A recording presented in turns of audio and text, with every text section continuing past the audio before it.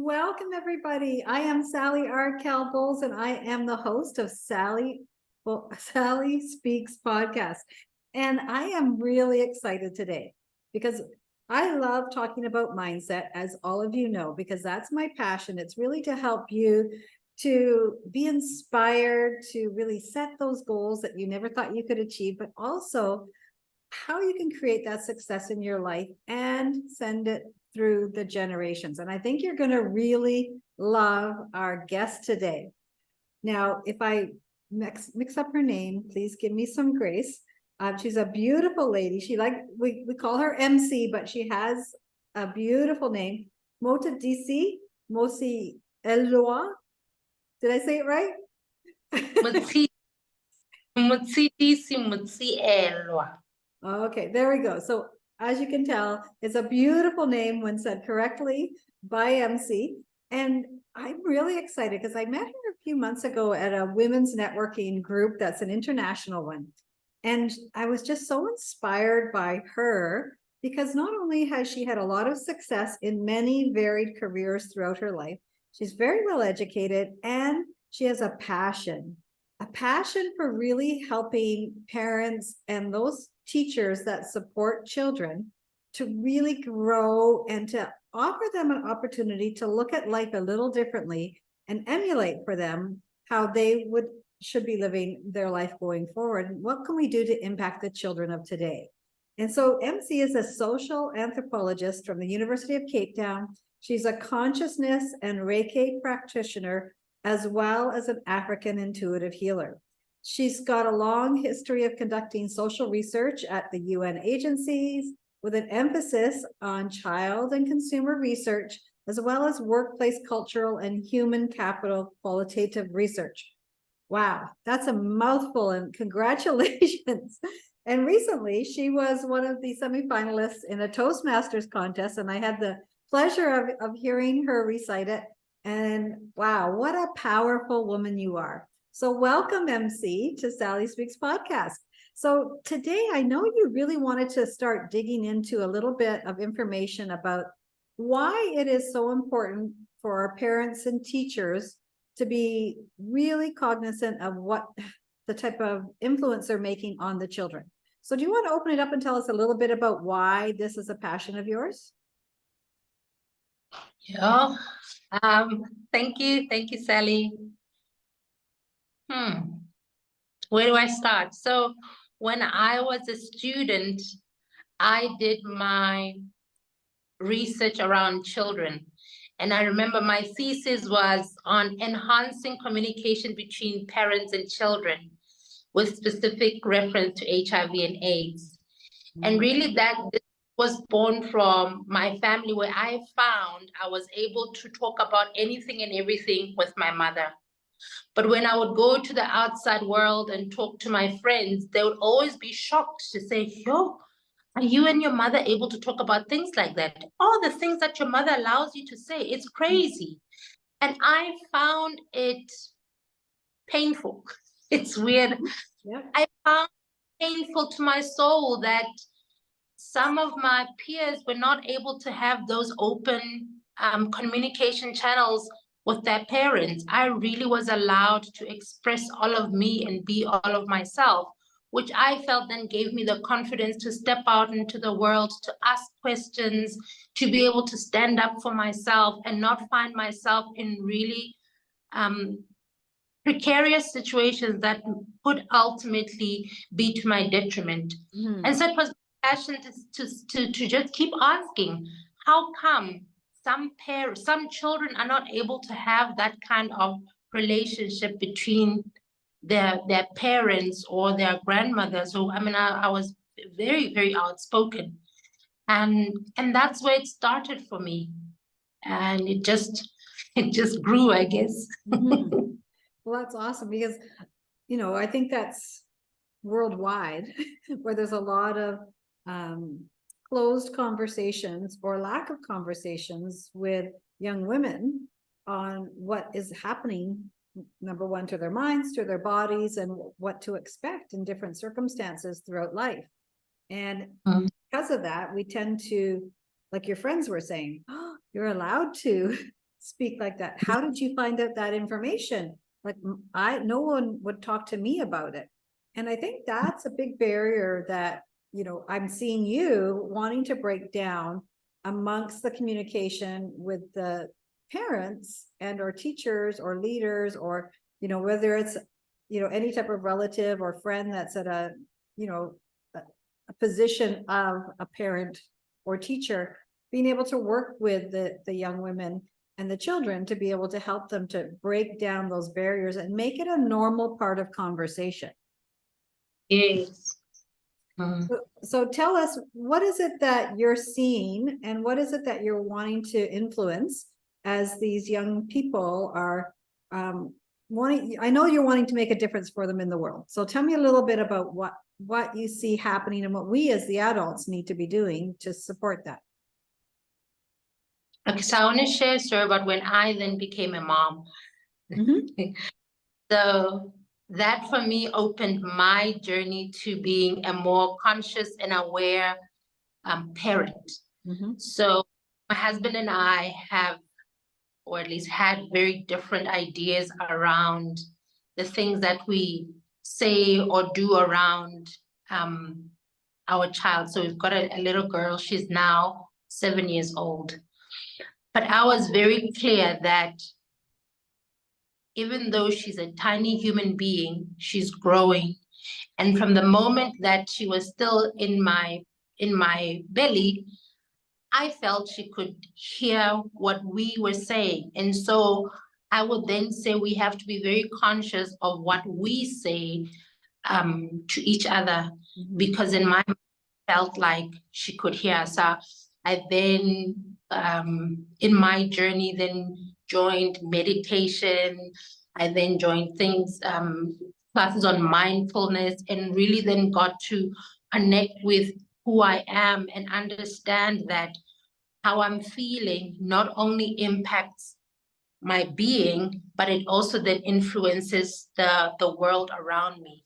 So if I'm walking through the door with a funky attitude, then my husband is going to pick it up. He might not necessarily know that it's because of me, but the way he receives me will probably just be very different from how he would receive me if I just came in walking through the door all cheerful, and vice versa. So then when we had our first baby, then obviously people will then come to see the baby. And I experienced some of these visits to really be very unpleasant, because they would say such awful things to the baby. And it would be like I would take offense, and my husband is like, no, calm down, you know, you don't want people to feel uncomfortable coming to visit, because I would then be very vocal. No, you can't say that to her. So my baby was very, very chubby, and you would find they'll be say, oh, look at the thighs, look at this, look at that. And I'm like, no, this is a human being. Stop picking at her.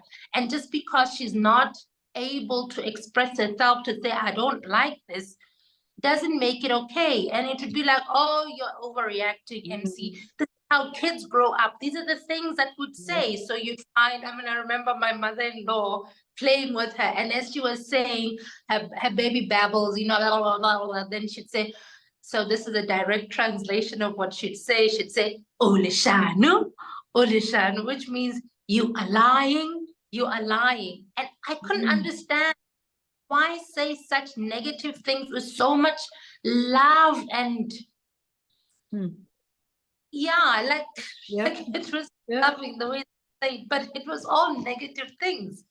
And I remember one day, out of frustration, I just went to Google and just said, why am I feeling angry when people say this? Why I just went, I don't even remember the many different words but ultimately I came across research that had been done by a Japanese gentleman called Masaru Emoto on water, and how you've come across that research where they froze water, put positive words, froze water, put negative words, and then looked at the crystals through a magnifying glass, and they found that the crystals of the water that had positive words were beautiful, and the ones that had negative words were ugly. And for me, the light bulb moment, it said, I am 80% water. This is why when somebody says you're beautiful to me, it's the frequency of that word that impacts the water within me that then will make me happy or will make me feel excited. When somebody says you're ugly, then it's a lower vibration, and it's going to have that impact on me that then puts me in that unpleasant mood. And I said, right, I've got the magic. We really have to be very careful what we say to each other and what we say to the baby. And so I then looked at this little human being growing up with such reverence and learning from her. And I also then connected with who I am. So I remember my husband would say to me, you know, when we're arguing, you just become so angry. And I don't know, do I focus on the issue at hand, or do I now focus on this anger that just seems to be coming out? And then I just feel, I know you just don't want to address issues, you know. We're talking about this, and I feel I have to raise my voice so that you can understand how upset I am. It didn't make sense to me until one day, I think my daughter was around close to a year, but she had crawled into the bathroom and had managed to open the cabinet. And when I walked in, there was Nivea cream, baby powder all over the floor. And I felt this monster just welling up inside of me, just wanting to shout at her. And in that moment, I understood what my husband was saying when he said, you just get so upset. Then I can't even focus on the issue at hand, because I thought to myself, this is a growing child. There is no way that she's going to understand why I'm upset with her. She's still learning her environment. She's still learning to see what is what. And that for me was so life-changing. Then it was, yes, I really have to be very careful about what I say. I have to learn to listen, but not only to be listening to the outside world, but to listen to what's coming from within and help form that, so that when I speak from a place of love, from a healed place, from a place of knowing. And it's really just been so for the past 7 years now, to see how we have moved from somebody who was not able to express themselves to somebody who's so articulate, because I've also then allowed that environment for her to say to me, I don't like this or I don't like that. And if she doesn't like it and it makes me feel some type of way, then I know it's my issue. It has nothing to do with her. And I need to look within myself to find out, why does what this little girl, what she's expressing, why does that then bring this kind of reaction? Why does when my husband say 1, 2, 3 make me feel a certain way? So for me, a journey of reevaluating, relearning, unlearning, so that I'm constantly in presence and in awareness of how I'm feeling and how I relate to the other. And what has happened now is, now that she's at school, she will then share with me what's happening in the classroom, which then gives me an opportunity to be able to question and ask the teacher around whatever the shifts that I may be seeing with her. And when I do talk to the other parents to say, hey, how is your son doing? And they'll just be in the dark. No, they're okay. Do you know what's happening in the classroom? No, everything is fine. Oh, but do you know that 1, 2, 3 is happening? And this is what the children said. Really? I didn't know that. And so for me, that's then really just elevated this to say, we need to then be having conversations, not having conversations, but creating open environments where children are able to share their world with us, to give us insight into what's happening. It's not enough for me to just be paying the fees and taking it to school and doing whatever it is that's needed for her to complete school, but it's having that relationship. So me being busy, me being, I don't know, chasing deadlines or clients should not take precedent over me having a conversation with her. Because if I then create that loving space for her where she's able to talk about anything and everything, that becomes part of her. She then grows up to know how to stand up for herself. I mean, the things that I became, but now from a more conscious and aware perspective because she then understands who she is. So when she was around 4 years, we used to have these affirmations where I would say, let's remember who we are. I am love, I am joy, I am. So she has to have that understanding that you are not your circumstances, you are not what's happening around. You are who you innately are. I don't know if I've gone all over the No, that's good, because I think there's a lot of people that have never been raised in that kind of family, right? Where we had that awareness of the energy that we carry or the words that we share. And that's how paradigms are created in children that they carry for the rest of their life. And so, studies have shown that before the age of 12, we don't have an analytical mind to be able to decipher between, what's right and what's not right, or what is, what we're told is what we believe, because we don't have the ability to analyze the situation until we're about that 12 years old. So think about all the time that we have to work with our children to set them up for success. Right. And yet we kind of take it for granted. And we are so busy, like you said, some of us can be so busy in our life with our deadlines, with our work, with the family responsibilities, money in the family, everything else can come in and cause a lot of disruption. Even though we think it's just between the parents having conversations, the children are hearing it. They're hearing words with regards to that. They're hearing energy. They're hearing the voices raised. So it does absolutely make a big difference for our children. To be able to understand that they have the ability to think differently and to not take on the bad paradigms that we could create in our childhood that would last us for a lifetime, unless you work with someone like yourself or myself that can help them to get beyond that. But to be able to really understand that it does make a difference to every child, how they're treated. So whether it is, the school teachers that we have, the church leaders that we go to, all of those different people in the community that we're involved with, their sports teams, etc. Who are the people that are influencing our children, and how do we manage that? Yes, but also to be aware of what influences you carry with you.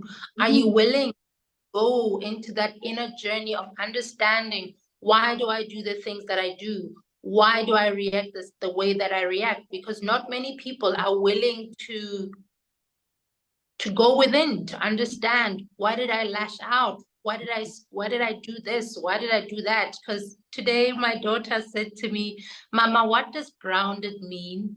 So I said, like, where did you hear that word from? And then she told me that, no, her friend told her that he gets grounded at home. And I said, okay. So grounded is the same as time out. Remember your friend so-and-so used to say that their mommy would put them on time out and they wouldn't allow them to do this and that and that. So it's the same thing. And then from then on, the parents would probably say, oh, you can't have this, you can't have that. And they think that they're being helpful. Do you think that would help Nanuna? So I called her Nanuna and she said, no, I don't think it's going to help, Mama. Because then they're hurting their child, they're being unkind, it's not being nice. Why don't they just talk to them so that they understand what's going on? And I said, yeah, I think it would be a great idea to talk. And so how many of us are actually willing to have those conversations instead of taking the easy way out? Because grounding a child, I don't believe it helps a child in any way. It just helps you. And for me, that's just being lazy. You're just being a lazy adult in the child's life. And because you're much older, then you can just bully them to do whatever it is that you want to do. But not many people will see it like that. They probably see it as discipline, as this and that. And for me, it really just doesn't work, because would you ground your husband? Would you ground your wife?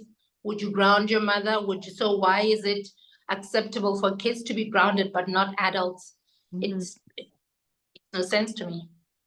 No, I completely agree with that. And I know, having raised our son, he's 23 now, but he's already recognizing amongst his friends the differences in his upbringing versus their upbringing, and some of the things that their parents did. And he's like, and he's like, wow, like, you guys didn't do that to me, or you spoke to me about drugs and alcohol and how to be responsible if I chose to do anything like that, where others would get picked up, and even as teenagers the parents would come and pick them up, but then they would also be in a type of grounding or the upsetness and things like that. So it continues on in the generational loop as well.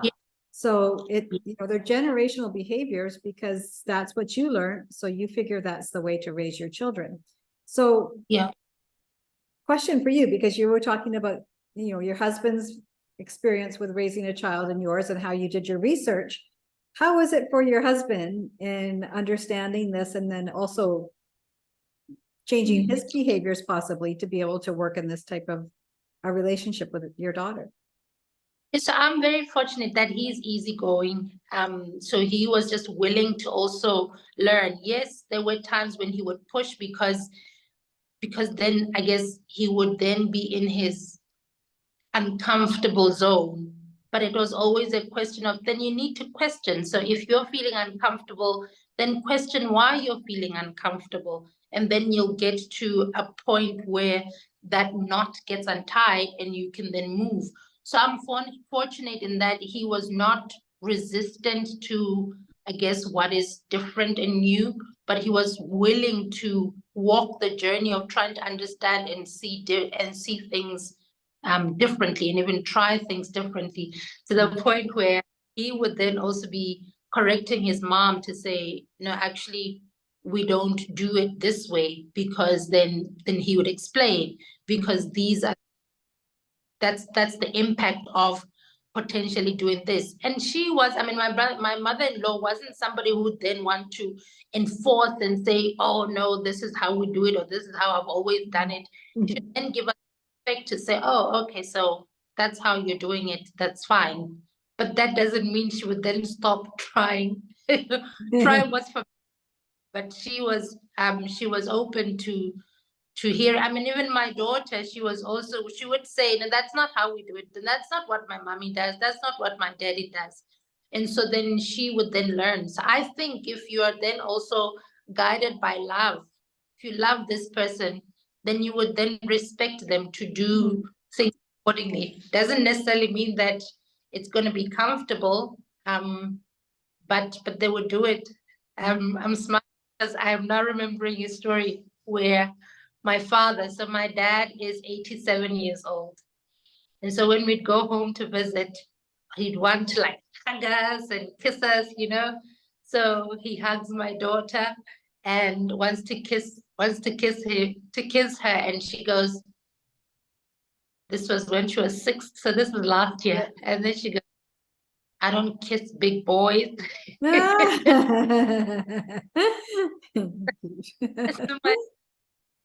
Dumbfounded for a minute there, and I'm like, no, she doesn't want to kiss you, or she's not ready. So when she is ready, she'll come to you. And that was like a totally new concept for my dad. It's like, you're a child.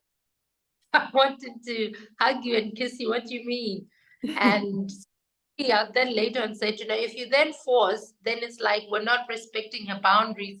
Then we say an adult can push and get you to do what you want them to do. But if we respect that, then she can come to you. And later on, she did come and kiss and cuddle granddad, but it was a shocker for him.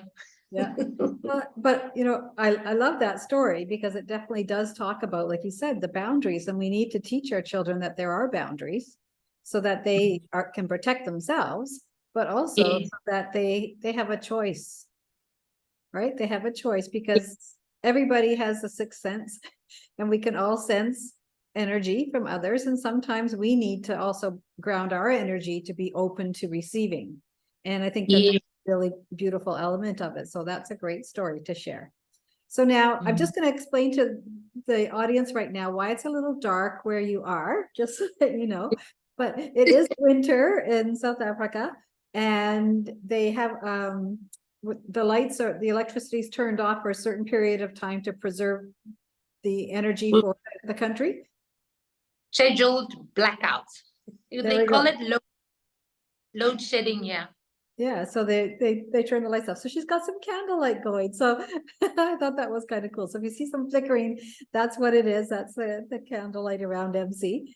And so I would love to talk to you a little bit about your practice and how you're going to take things like your consciousness, your Reiki, your intuitive healing. How do you take that out to the community? And how are you working with that? Are you working with parents primarily? Are you working with organizations? Who are you influencing through your practices? So at the moment, I'm mainly working with individuals who come to me through referral. So I call the process that I embark on with them a journey to wholeness. And so this involves intuitive healing using Reiki, where I connect with you through distance. It's mostly through distance. And then connect with you to find out what the heart of the issue is. So you might think that, oh, my shoulder is what the problem is, but you might find it's the knee.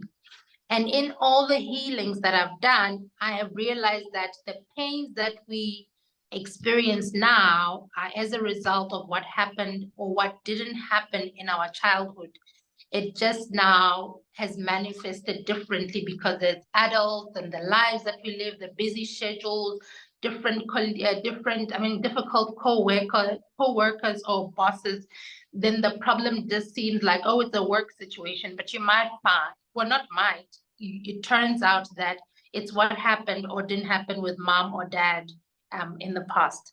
And so after then connecting with you energetically to find out what the issue is, I then write you a report of what came up. And then from there, that's when my consciousness and research skills then kick in, where I then get to question you. That helps you to get to your light bulb moments, as opposed to me then saying, oh, because it's me, that's a problem, this is what it needs. It's through, so the training that I got as a consciousness coach was to question, what's the word I'm looking for?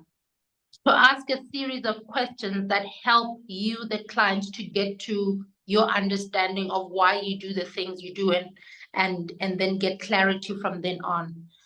So after the journey to wholeness process, the second one would be a workshop where I do your personal values. So take you through a series of exercises to help you establish what your personal values are. Because when you then know your personal values, then it makes it easy to navigate challenging situations. It makes it to make decisions. It makes it easy for you to decide who you want in your space or not. And also I find people will say, I found out that my values are very different from my values at work. And now I understand why it's really just been such a challenging space for me to be at, where I'm not thriving and I'm at my working at my best. So I actually want to now get another job or work in a different environment where I feel my values are then aligned. So that's the next step, where I really would love to work with within corporate to then help your employees. Because I always say, when your employees or when the individual understands why they do the things they do, which is what happens when you go through the journey to wholeness, and then also knowing your personal values, then you then get somebody who's working at their optimum. You get the employee that's going to do their best within the organization. You then get to have a parent, and I use parent very loosely. So I'll just say you then get to have an individual who is in the life or within the environment of a child, who then does things from a more aware perspective to then create that harmonious environment for the child, or that harmonious environment within the workspace, and then thrive. How I use my work. I'm not currently working with organizations or corporate. I would love to be able to do that and sign up a long-term contract, because healing is a journey. It's not just a one-off thing. I'm working with individuals right now who have been referred, and after they get to experience the process that I take them through, they then refer other people, or you find that it then becomes a whole family thing where perhaps there's a challenge within the family and they're not able to get to a solution. So when we go through the journey to wholeness, you get to have a conversation with me to clarify whatever it is that is hurting you. And then when you then come within the environment where now we have this conversation to then sort out whatever the challenge is, then everybody really comes from a healed perspective, from a very clear perspective, to understand why the problem at hand is happening. So I also facilitate, I call them courageous conversations, or you could say difficult conversations within the family environment. I'm also training as a restorative justice mediator, but I'm wanting to use that within families and within the school space with children. That sounds interesting. So you've got lots of things on your plate, it sounds like. So you have lots of different, like you're in the healing modality. So you're really wanting to help people from the inside out to be able to really heal using their mind, using their energy, to be able to really understand how the human body works, to be able to work not only with yourself, but also I would say the paradigms or the behaviors that we have that have been ingrained in us since we were conceived, right through to when we go to past, but also to understand, like I've heard you say it a number of times, to really understand why we're having a reaction to something. So whether it's somebody said that we're reacting to, that is really critical piece, because that is identifying one of those paradigms, one of those behaviors that's been instilled in you that has that reaction to a similar feeling, right? And so if we can break that down and you understand why you're having that feeling, then it's going to be allowing you to now look at it differently and recognize it when it pops up again, and that you do have control over it and you do not have to respond the same way. And I think that's a huge key from what I'm hearing in what you're talking about today. But I love the fact that you're working with families, you're working with parents, you're working with individuals to really help everyone, because all it takes is one person in a family to make a change and a shift to be able to change the intergenerational behaviors and development, and to create that different future for the families, and then eventually for the nation, and then eventually for the globe. So one person at a time is just beautiful. But I absolutely understand why you have a passion for wanting to get into the corporate environment, because from a team perspective, there are so many different behaviors, so many different emotions, so many different drivers. I'll call them drivers, where people are, trying to be better at their job, trying to impress somebody, maybe doing things that aren't exactly what their personality or their vibration is in the right spot. But when we pull a team together with the right understandings of how to support one another and bring all of our best qualities together, that's when the team is going to really move forward so much faster than the way that we're currently trained within the corporate environment. And I believe that, at least in North America, I'm seeing a bit more of that happening, but I don't see it to the extent that it's really going to make a big change fast, because it still seems like we're more siloed, with an individual really working toward their career as opposed to the group working together towards a common result. And I think that's where, when you're talking about the access consciousness and bringing that to the workplace, I think that's where the growth is going to be for the organizations, is when they realize they can start working together on a different level, that their production and their productivity and their profitability will all increase. Yeah. I mean, when you say that, I didn't finish my story of when I wanted to shout at my daughter when I walked into her in the bathroom. So I went on a 2-year journey to understand, why do I shout? Why do I raise my voice when what's happening is not to my liking? when my husband would say, you raise your voice, and I no longer then focus on the issue at hand. What I then discovered was that I'm born in a family of 8. So we're 8 in my family. I'm the 7th born. And I always felt for my parents to hear me. So there's all these other people before me whose opinion would then be listened to and not mine. I always felt I had to raise my voice so that my parents would hear me, and I would just drown the voices of my siblings so that I am heard. It then dawned on me that, it's just the 3 of us now. I no longer have to shout. And so one of the things that I then learned is to really be in awareness of my tone, because I wasn't even aware that I raised my voice. So if I'm raising my voice, then already somebody is defensive. At least my husband is already feeling, oh, I need to walk on eggshells. Maybe she's upset. Maybe she's that.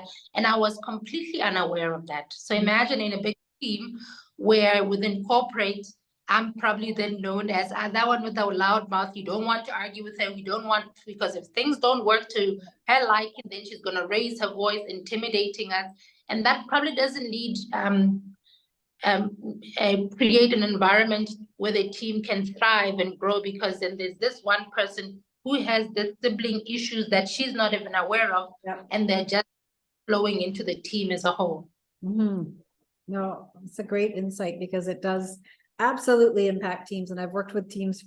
I was in corporate for more than 30 years in managing and working with teams. And it's very obvious when the team isn't gelling and when they're not working side by side, and how the different personalities and behaviors do take the team off of the goals. And it can be really toxic. It can be very toxic. Right? It can. And, and then we take that toxicity home. So we don't want to be able to do that, because we come home from work and we're tired, we're exhausted, we're cranky, and then it spills over into the family. So we need to start at the source. We need to start with our children, and we need to take ownership of the fact that we've invited these children onto the earth and to the planet. And so now what are we going to do to really raise them? And like the water story that you told at the beginning about the ice and the beautiful crystals, the same applies to plants, the same applies to anything in nature, right? And we are a natural element. We need to make sure that we're taking care of ourselves and monitoring that, and prolonging our health and our mental health. Mental health issues are crazy off the charts right now, because there's not enough education out there or support out there on understanding how to work with our mental health. And a lot of it, like you were saying before, was the affirmations. It's going to be gratitude. It's going to be that happiness and joy that we're seeking, and appreciation of the small moments and everything that's around us. So I really appreciated all the insights you brought in today. I know that you offer some amazing services to your clients, and you have beautiful testimonials. Now, where can our viewers find you? I am on Instagram as Love Wholeness. Also have a website, www.saffronconscious.co.za, and my phone number. Now the world is this. Yeah. So I'm also available on WhatsApp. Okay. +278326387173. I'm just via WhatsApp call away. So I also want to mention that if the individuals that I work with are actually all over the world. So I don't have to be in proximity with you to be able to do the healing and have this conversation. I've done healings for people in Australia, in England, in Singapore. I do have a number of people in Singapore, in the States, in Namibia, in Lesotho. So I'm in South Africa, but I then get to connect with all these people through healing, and then we then have a conversation through WhatsApp video, if you want video, to then get to your aha moment, or to then get to understanding your why. Excellent. So we'll post those up along with this video. So it will be in the information down below on how to reach MC. And it's just been an absolute pleasure. And I love the way that you're choosing to work with your daughter, because you're setting her up to start changing the intergenerational behaviors and to influence all of the people around her for the rest of her life. So what a great legacy you're already setting for your beautiful daughter. So thank you so much for being with us today. It's been an absolute pleasure to get to know you a bit better. I know we've talked quite a few times, and I think that there's a really great connection there, but I wish you all the best. Thank you for joining us today. Thank you.